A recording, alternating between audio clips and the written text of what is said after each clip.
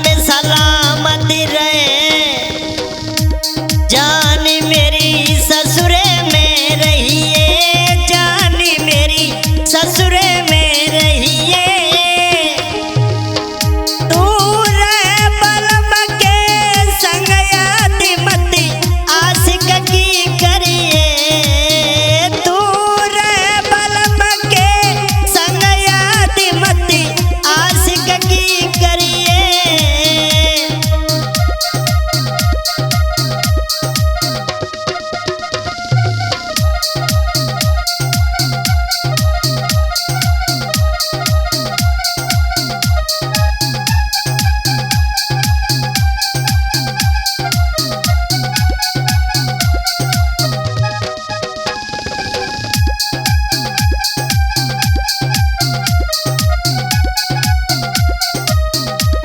आइए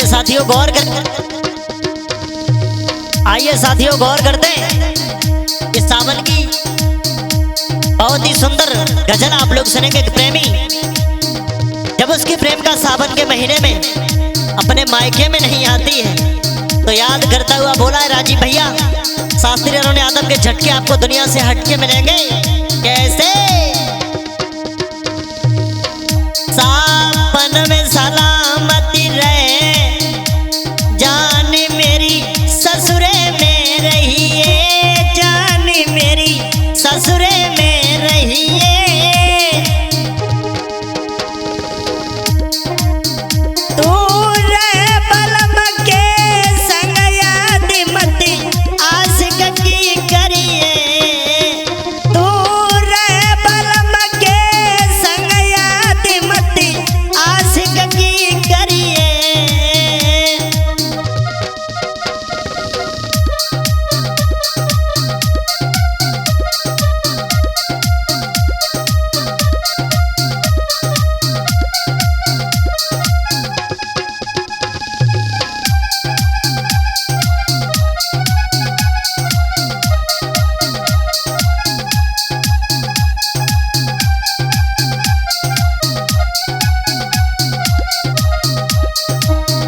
और बोला है तुमने जो बातें की थी वो सब भूल गई। अरे भूल गई पिछली याद न को, भूल गई पिछली याद न को। हमार रोते फिरते आज याद करी तेरी बात न को, हमार रोते फिरते आज याद करी तेरी बात न को।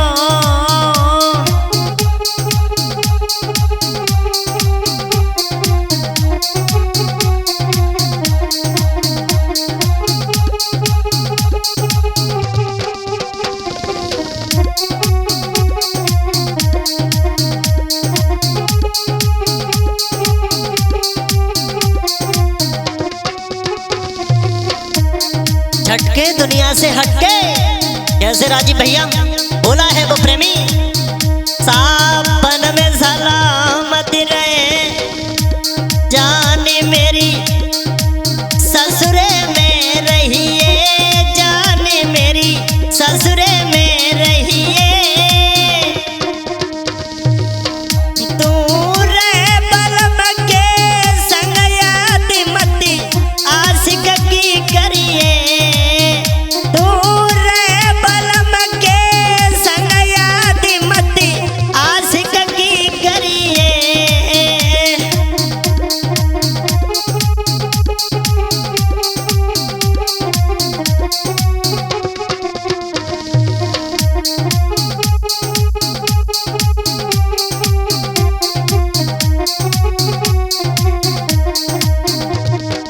और बोला अरे महीना सावन को आया, महीना सावन को आया।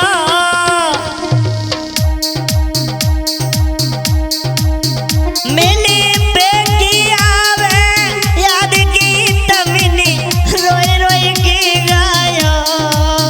मिली बेटी आवे याद की तमनी,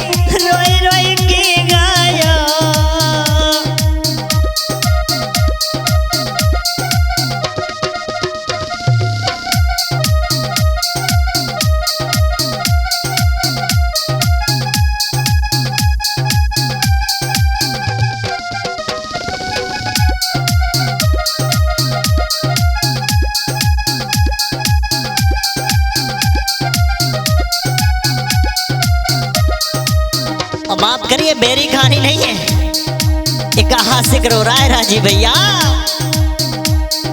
अरे महीना सावन को आया, महीना सावन को आया,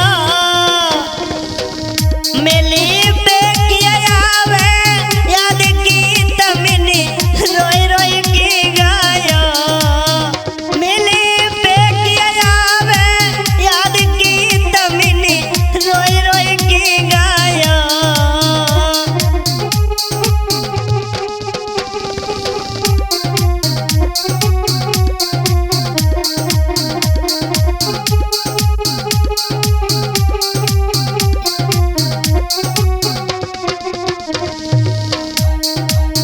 सावन में सलामती रहे, जाने मेरी ससुरई में रहिए, जाने मेरी ससुरई में रहिए,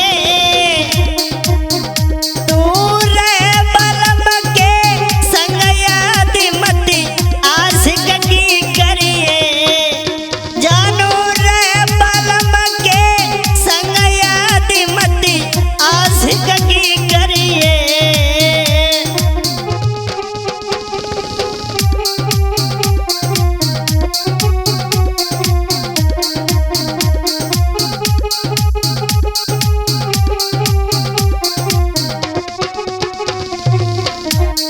बोला है ऐसी क्या मजबूरी थी जो तुम एक झलक दिखाने और देखने मुझे नहीं आई।